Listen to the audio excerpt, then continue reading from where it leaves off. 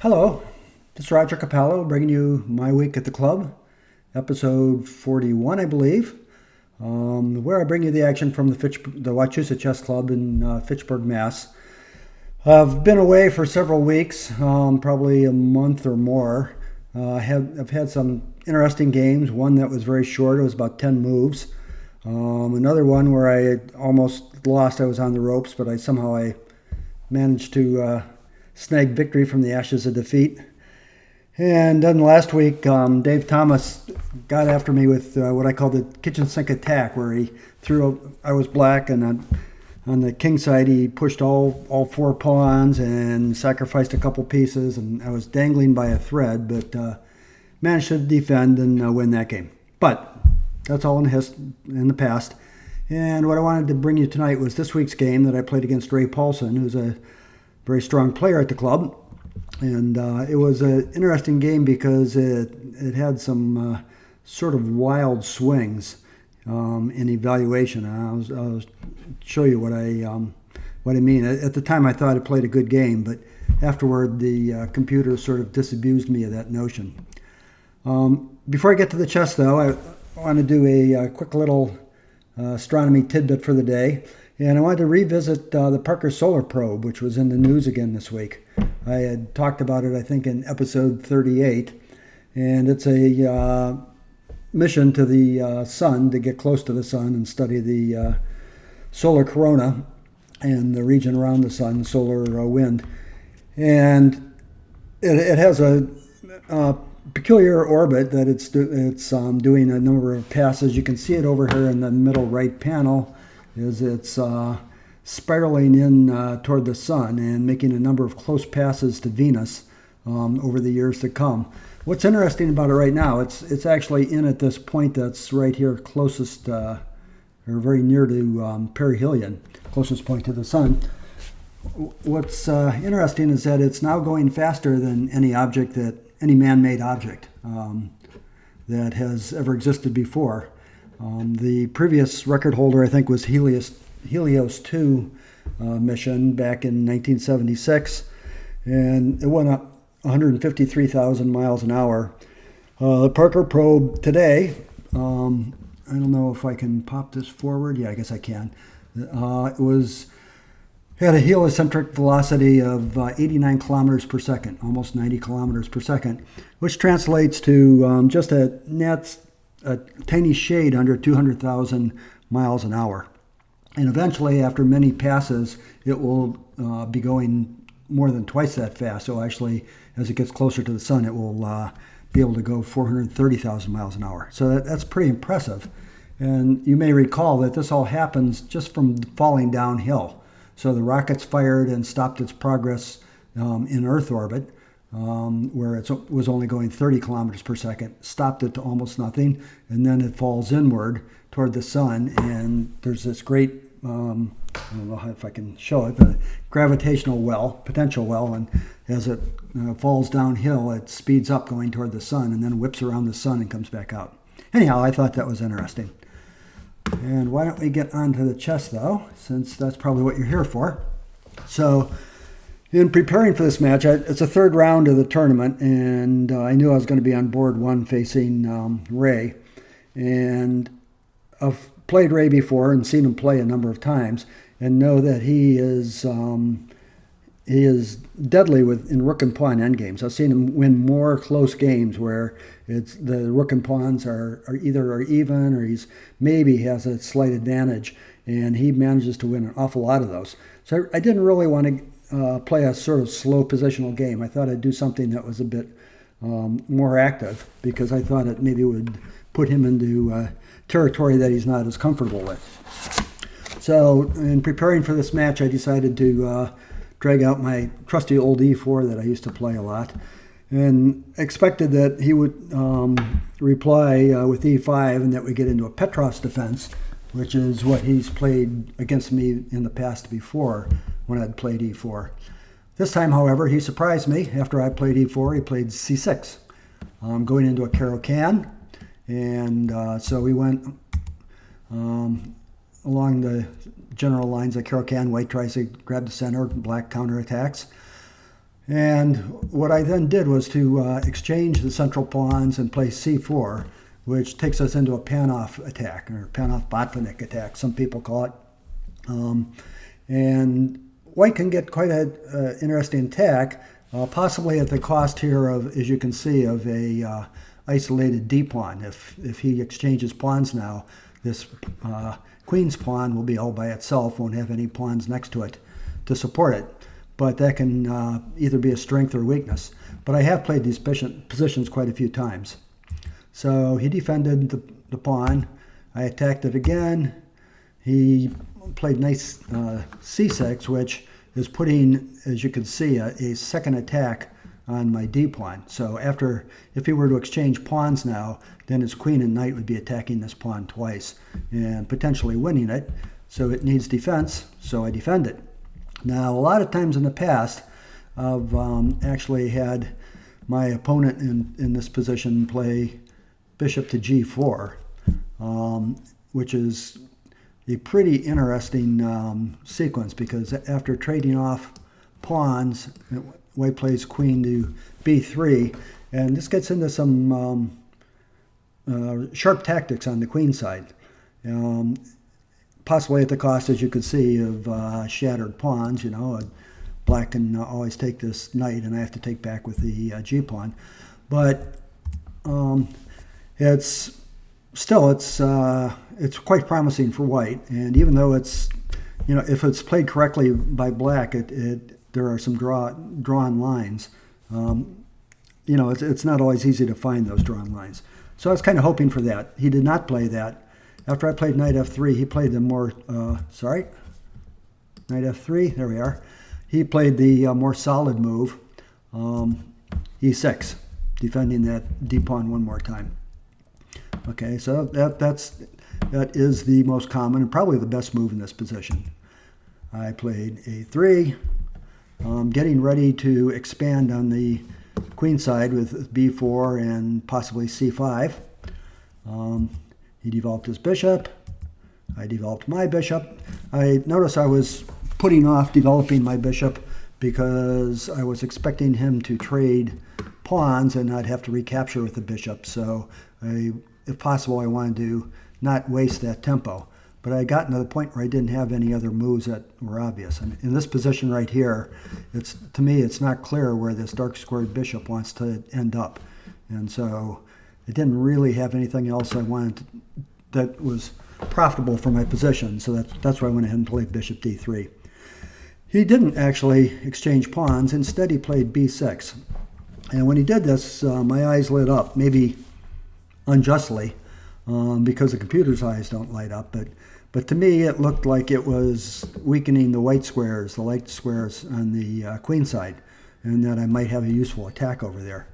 And I debated between exchanging pawns and playing bishop to b5 here, pinning the knight, or doing what I did, which was to play the queen out immediately. And I played the queen out because I felt like I got one more piece into the attack quickly. As soon as I made this move, though, and I was sitting there waiting for his reply, I wasn't too crazy about a line that would run something like bishop to d7, and then if I play pawn takes pawn, hoping for him to exchange and for me to play my bishop to b5, that he would instead play knight to e5, taking advantage of the fact that my queen is under attack here. And so that allows his knight to use this e5 square. And it kind of forces me in that situation to drop back. He exchanges my bishop. I take back with my queen. He gets the pawn that I had taken, completes the pawn trade that I had started. I very well might trade off the knights. And then we get into this position, which is pretty much equal. He has a bishop pair. I have maybe a little edge in space, and that's about it. So we didn't go into that. Instead, after I traded pawns, he traded pawns. And that gave me the chance to play bishop b5. And then he played queen c7, which also looked good to my eyes because I was hoping that I'd get a chance to take on d5 with my knight and attack his queen, or, potentially have the knight even come in through b5. So I castled. It was time to get my king out of the center and also to bring the rook into play. He also castled. And then I played bishop to g5. And here I have the simple threat of bishop takes knight, bishop takes back, and after that I can take this pawn on d5, attacking his queen. However, he didn't give me time to do that. I sort of expected this move. There was really nothing for me to do about it. And he attacks this bishop and basically shows that I don't have much going on the queen side. And I could either exchange it off or retreat it. I decided to exchange it off. And the reason was because after he recaptures, I could go to b3 and put some pressure on the d-pawn. Okay, so this d-pawn here now is under attack twice by the knight and the queen. He'll have to defend it again, which he did do with the rook. Then I continued. I have a little initiative here. Rook to c1, which is starting to threaten moving my knight either to b5 or d5, attacking the queen, and he couldn't take it with the bishop because his queen is on prise. So he played rook over, and now after rook over, his queen is defended, and that defeats the possibility of me playing knight takes. He takes back with the bishop. I would take his queen, and he takes my queen. And unfortunately, at the end of this, wait a second.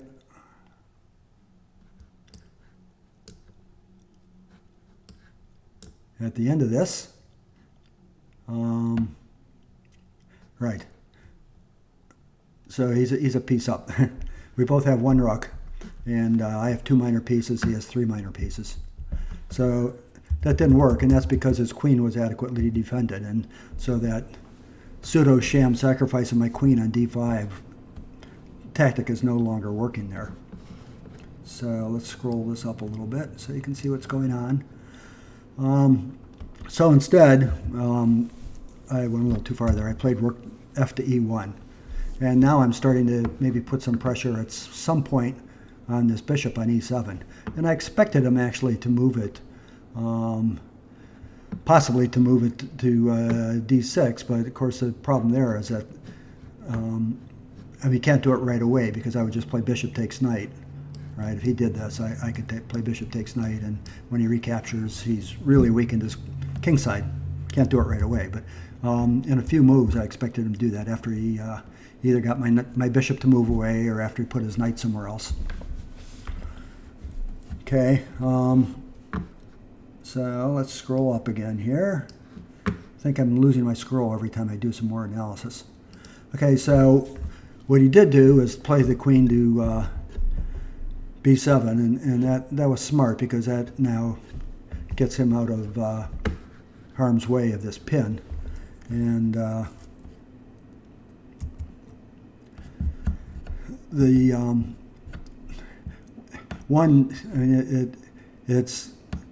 it's a good move, but it also it takes a tempo to do that. And now I've got time to get in and attack his bishop. I'm threatening to win the bishop. Not the bishop pair because I've already given up the bishop pair, but to win his light squared bishop back. I probably wouldn't do that because I like the knight on e5, but it's still a threat, and I guess he decided he didn't want to be thinking about that, and also about the idea that I might sack the knight at some point on f7, so he retreated his bishop to where I couldn't take it, and also where it would defend this weak square on f7. I played h3, making loof for my king, also preventing his knight from coming to g4. He played h6. I moved my bishop back. He played b4, threatening, or b5 rather, threatening b4 to start some activity here on the queen side, since basically he has more more going on there. He has both bishops are pointing over toward the queen side. Both rooks are either in the center or on the queen side. This queen is over there. These pawns are active. So all of a sudden, I'm looking outnumbered on the queen side. So I actually played queen to d1, and with the idea that I would transfer it over to the king side, where I actually have more forces. He did go ahead and push that pawn.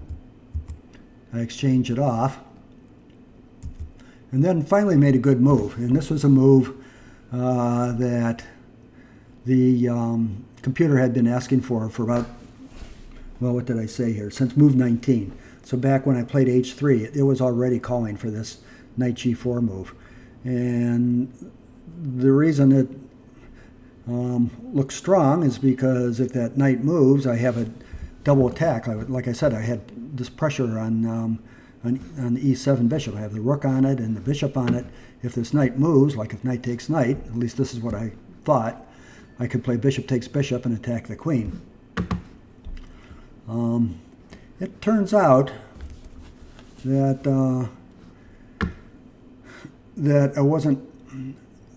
that knight takes knight was actually his best move in this position.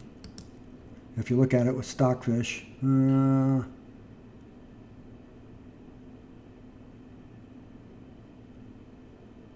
okay, we're not getting that. We're getting queen takes b2.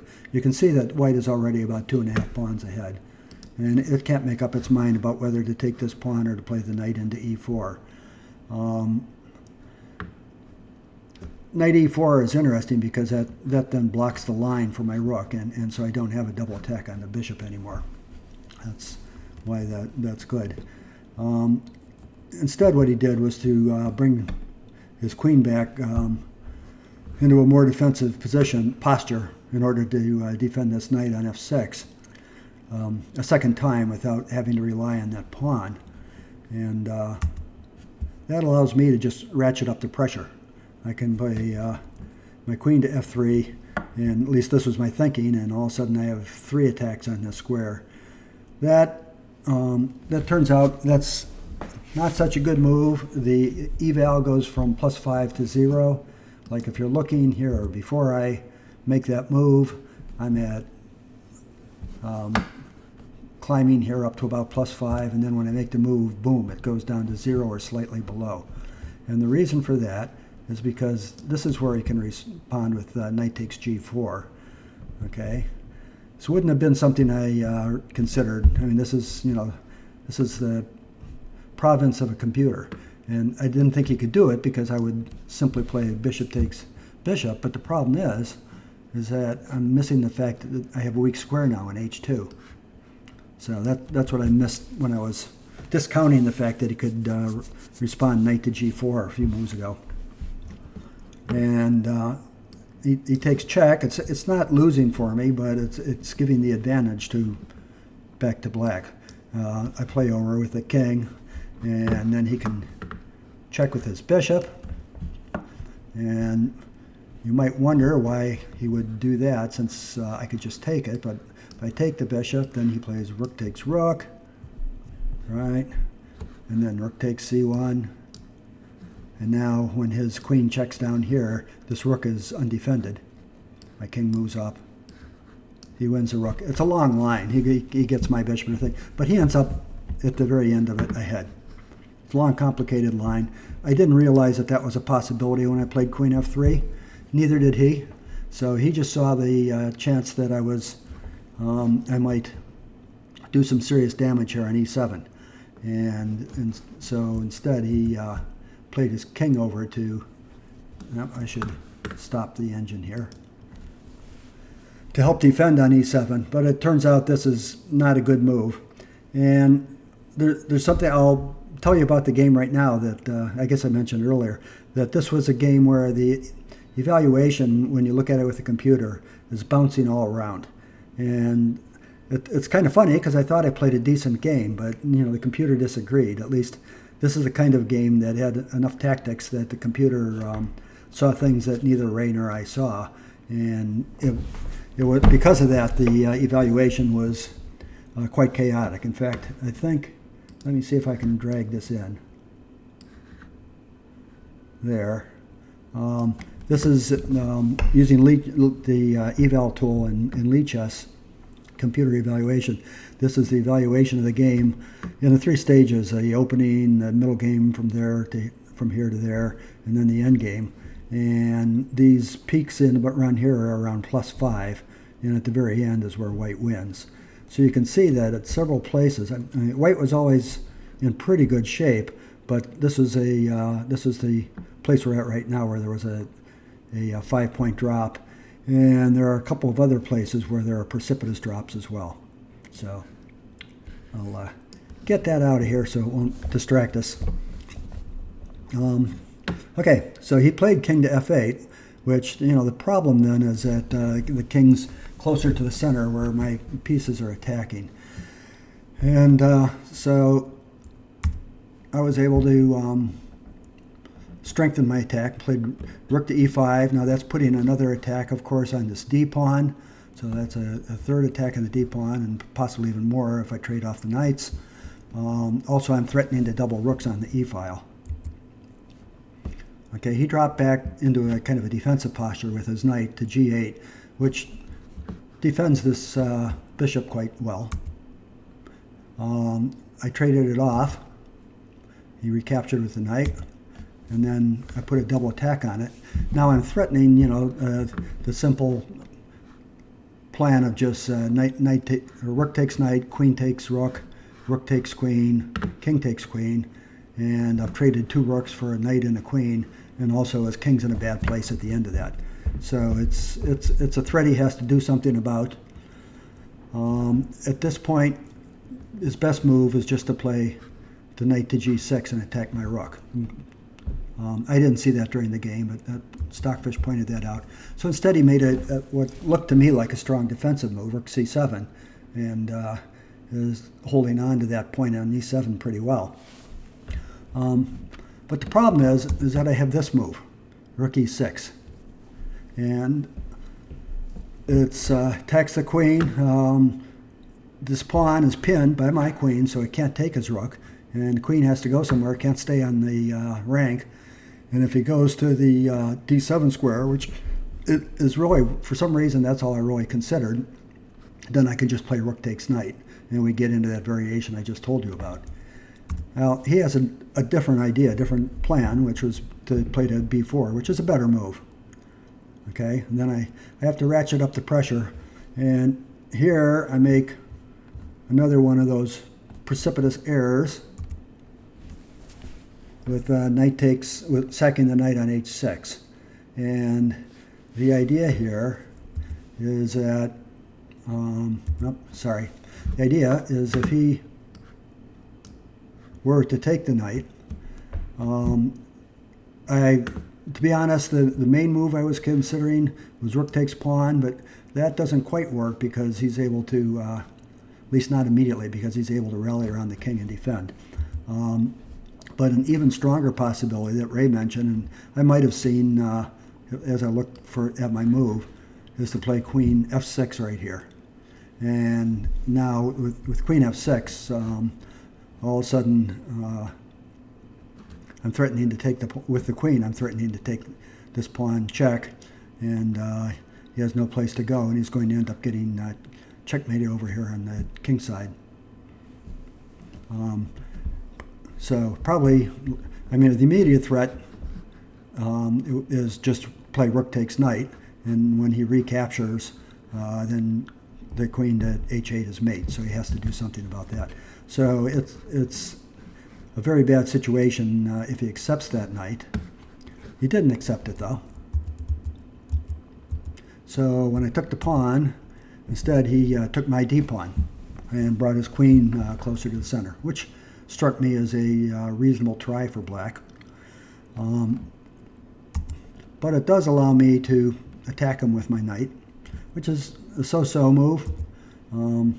The best move here is still to take on e7. And the reason for that is because, it looks let me back up. It looks, static analysis here, it looks like this is adequately defended. It's got a king and a rook defending it and 2 rooks attacking it. But what happens after rook takes knight, the rook takes back and white takes the rook, and after the queen takes, like so, there's a knight fork, right? This knight would come here and win the queen. So he would not be able to win back that rook at that point. So, oh, actually, I didn't continue the line. So instead, he would take my knight on h6, but I can retreat my rook to a safe square, and he tries to put his king where it can defend the pawn, but I take the other pawn. So, and this is, white's only a pawn up in material-wise, but black is, his king position is very weak, and it's not going to get any better in the near future. So, I did not do that. Instead, I played the knight to f5, attacking his queen. He took the chance to trade off knights.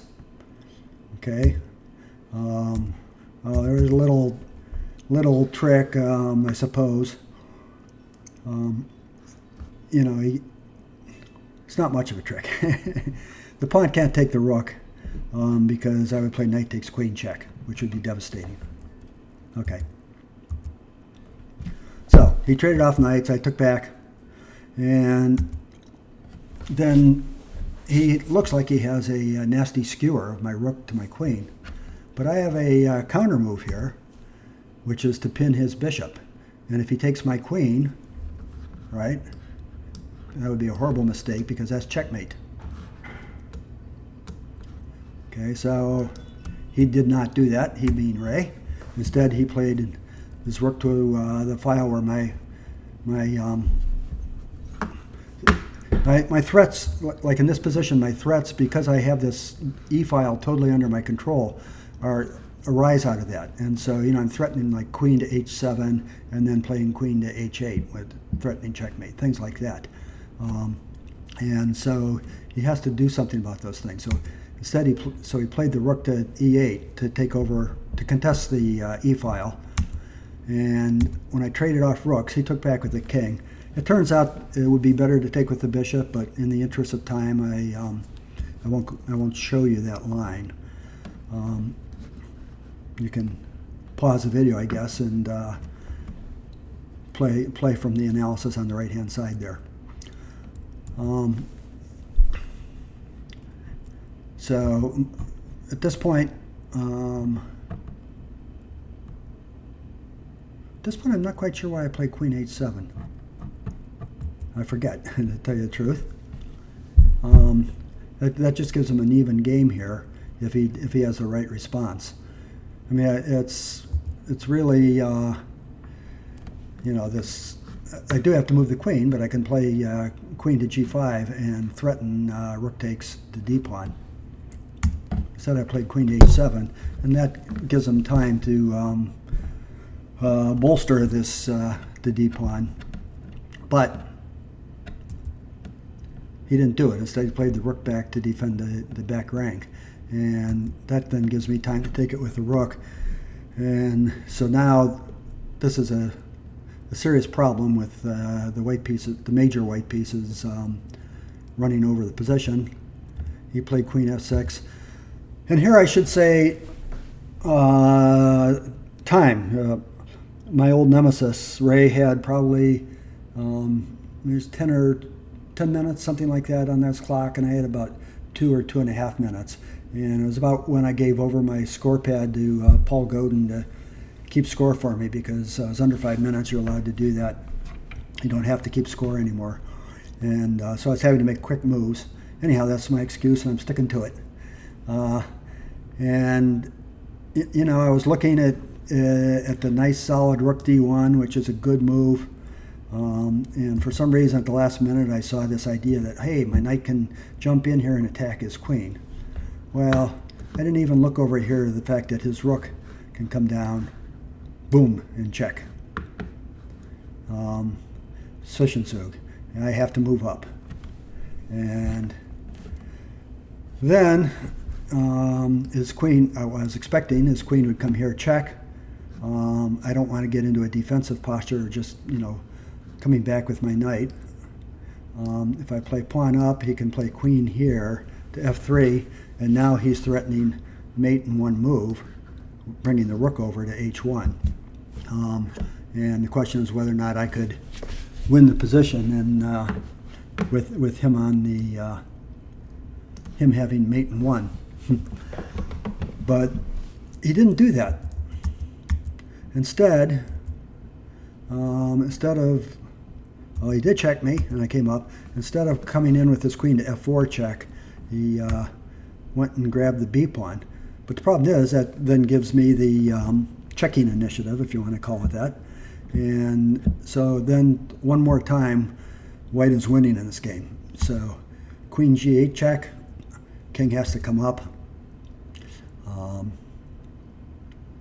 I don't want to do something like rook to e5 check because the queen is covering these white dark squares here.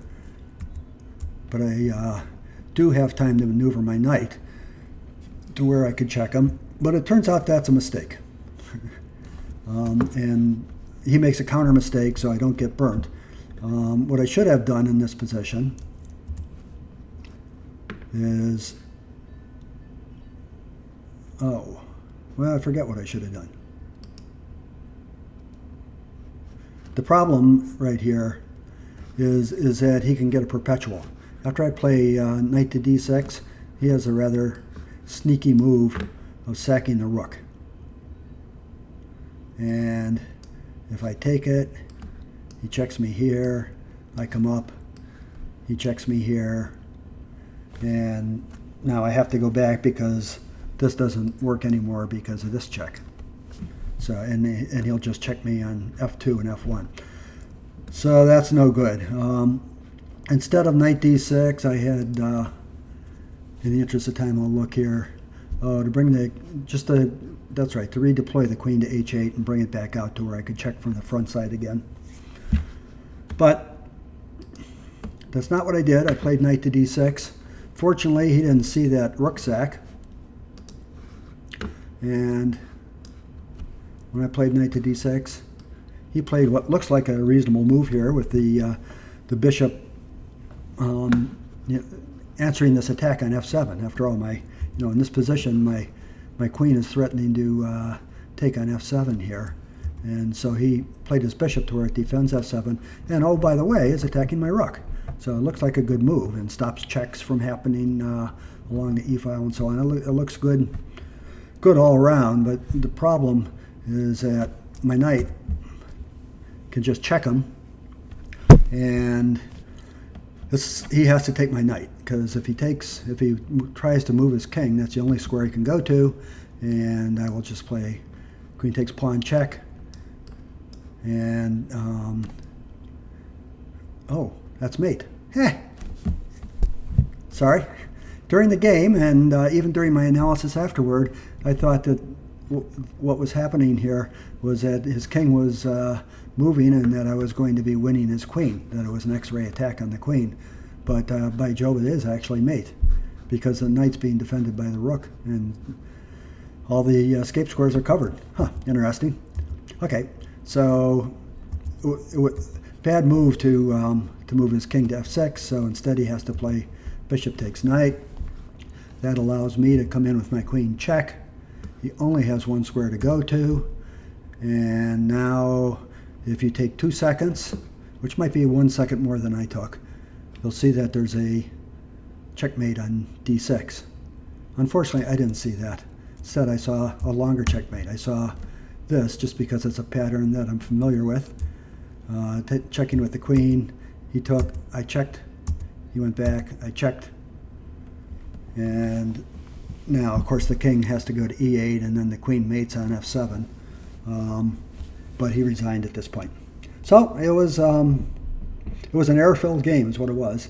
A human game, not a computer game. And Ray and I, it was pretty tense for both of us, and came right down to the wire there. And I don't think I was ever worse, but I certainly was in danger of giving up yet another draw there at the end at a couple different places that Ray might have been able to engineer one of those. But that didn't happen, so instead I got the victory, and I'll be facing Paul Godin next week in round 4 on board 1. So until then, this is Roger Capello saying keep pushing Harry the H-pawn, even though I didn't.